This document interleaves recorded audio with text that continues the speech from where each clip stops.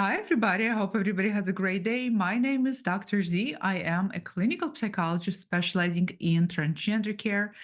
Welcome to my channel. If you're old or new viewer and you have not yet subscribed, please make sure you do so.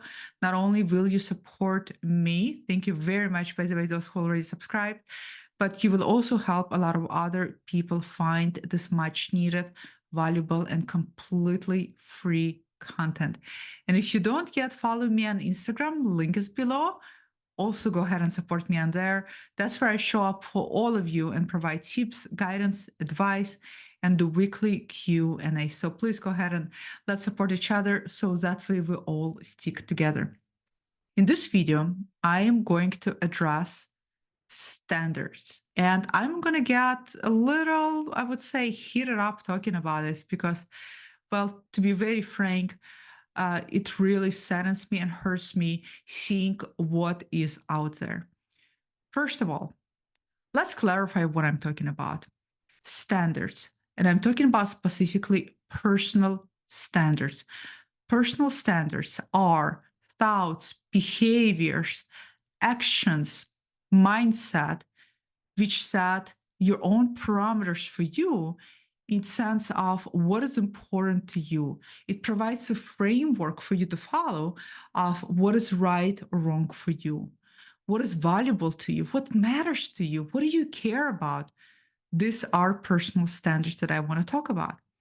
And the reason why I want to talk about personal standards is because as a psychologist doing this for a very long time, I have noticed a lot of my clients, especially a lot of my trans women clients, and actually, I would say a lot of my trans men clients too, work very hard trying to aspire to cis standards. A lot of trans women I work with want complete cis standards. A lot of trans guys want complete cis men standards. And I got to tell you this, and please take it as coming from a person that deeply, deeply cares about all of you and has witnessed so many people aspire to others' standards.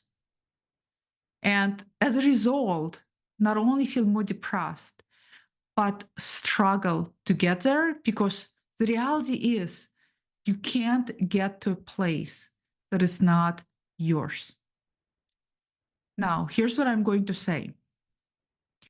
You, all of you, are not going to feel confident, affirmed, grounded, and own your sense of self and stand strongly rooted in your own identity, in your core self, as long as you're going to continue to aspire to cis standards, and as long as you're going to continue to aspire to trans standards. Yes, that is what I'm tired of. I see people aspire to standards on all fronts, and it's always aspiring to somebody else's standards. This happens especially so much in trans community, where trans people suddenly feel a right to set trans standards for everybody else to follow. People may come at me and say, you have no right to say this, you're cis yourself, you're not trans. Of course, I can say that. I am saying it and I will say this. Being cis has nothing to do with it. What I'm talking about is personal empowerment. And here's the thing, here's a newsflash, by the way. Being trans and having a transgender experience does not give anybody an automatic right to set exclusionary rules for the rest of trans individuals. Having trans experience means you are an expert on your own path. It means you are an expert on yourself. You know yourself very well. It does not mean that you can generalize your experience to everybody else. I can't generalize my knowledge to everybody else. I can only share it. And whatever resonates with you, well, guess what? There's something there to resonate for you. I'm really, really saddened by how many people set a bar of standards that belong to somebody else, that belong to either, you name it. I'm so tired of seeing trans people feel alienated and broken and hurt by their own community because the community tells them, according to our standards, you're not trans enough because you're not on hormones. You're not doing your makeup right. You haven't had chest surgery yet. You're not going for gentle surgery. You're not working your transition. All of this is bullshit. Trust me. All of that is just a whole bunch of projections wrapped up in a very ugly, stinky bow. And I want you to stay away from it. I want all of you to find a way to define and understand your personal standards. What does matter to you? What are your goals? Not what are the goals of some influencer online that, by the way, showed you before and then miraculously after and missed out this whole in the middle difficult phase. What are your goals? What do you want? How do you want to feel in your gender? How do you want to feel in relationship to yourself? How do you want to express yourself? How would you like the rest of the world to see you and relate to you? Now, guess what? Your standards may be, I really want to pass and I want to at least come across as much this as I can. Well, guess what? Go for it. In the very least, you know that those are your standards. They're coming from your inner core, from your inner beliefs and desires. Whatever it is. I'm not saying that you should have no standards. You should. What I'm saying is that they should be your own. They should be written around the scope of your circumstances. They should be in alignment with your personality and who you are. They should not be something that you aspire to that doesn't belong to you. Be your own self, because the reality is everybody else is already taken. You can't be me, and I can't be you. And I don't think we want to trade of things. You want to be yourself. You want to have your clear guidelines of what it means to you. Your standards don't just have to be about physical or about your transition or about how you want to present or your aspirations. Your standards can also be your whole entire parameters of your selfhood. It could be, what are your standards for boundaries?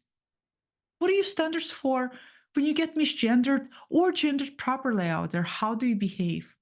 What are your standards for when somebody's being toxic? What are your standards when trans community pushes on you or alienates you? What is your inner? Do you value yourself? Is that a standard for you? And as a result of valuing yourself and having your own standard, do you then just set a boundary and say, you know what, I don't want to belong to a group that doesn't respect me? Whatever your standards are, as long as they're yours, that's the most important thing. Today, we live in a world where everybody has something to say about your gender. Everybody's goddamn biology expert and gender expert, and I don't know. It's like every time I open my mouth and I say what I do for a living, people are suddenly so specialized. I mean, it's great if they were, but the reality is that people just, they're either spilling their opinions, which, by the way, don't mean much, or they're spilling and regurgitating back something they heard once. A lot of people have not had enough exposure or work with enough of trans diverse individuals to even know what they're talking about. So every time you interact with somebody and you share things about yourself, guess what? They project a lot of things onto you. So you have to be careful whose standards you're trying to match up to.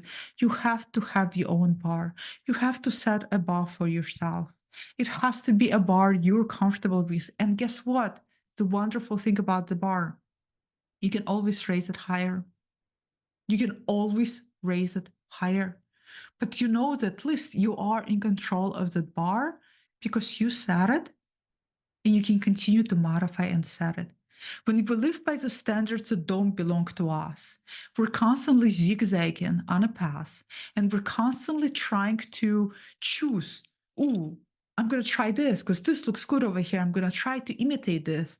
Oh, I can't pull this off, which, by the way, because that's not you.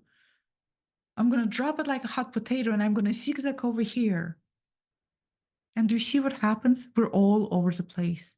And when we're all over the place, we feel even more confused. We feel more fragmented. We feel less connected to ourselves. We feel deeply disconnected. And I don't want it for you. So today, I want all of you to take a time to at least write down. Maybe some of you have never even thought this concept of standards, right? So here's the thing. We all aspire to things. There's people we see that we aspire to. There's women in business that I see, speakers that I see talk, I hear them talk, and I aspire to sound the same way. That's a beautiful thing. That's a great thing. Aspiration is not to be confused by standards. I'm not trying to be exactly like them. I'm trying to see what it is that I value and how can I value and bring it into myself. And I want you to find things you aspire to, but I also want you to be within parameters of your standards. So this is what I wanted to say here because honestly, it hurts me when I have clients who tell me my bar to pass is I have to completely pass like a cis woman. First of all, I don't even know what that is because cis women are all different. So which cis woman are we talking about here? How do we define that? What does it even mean? Or, well, there's the standards in trans community that I have to do this and this and this to be considered trans. No, no, no, stop. This is how people get into medical treatments that they never needed or wanted because they followed something online. This is how people get even more confused. This is how detransition happens. This is how people make mistakes. This is how people live with regrets because they thought this was the right way because some so and so only had their personal experience is now preaching. So please follow your own standards, create your own standards. I promise you, you'll be so much better, more confident, and stronger as a byproduct of it. Comment below and drop down what are your standards. Have you ever lived by other standards? Have you ever got stuck? And by the way, it's okay if you did. I can see how it can happen. Stuck in trans community standards or cis standards. Now, I know we live in a world that is still deeply binary. And when we talk about, for those of you who desire to pass, you're still within those parameters of what socially we tend to accustom to associate with femininity and masculinity, right? But again, even those standards has to be within your parameters. What does that femininity even mean to you? And what scope of femininity? And to what extent are you comfortable with that or masculinity? So comment below, let me know, and I will see you all next time. Goodbye.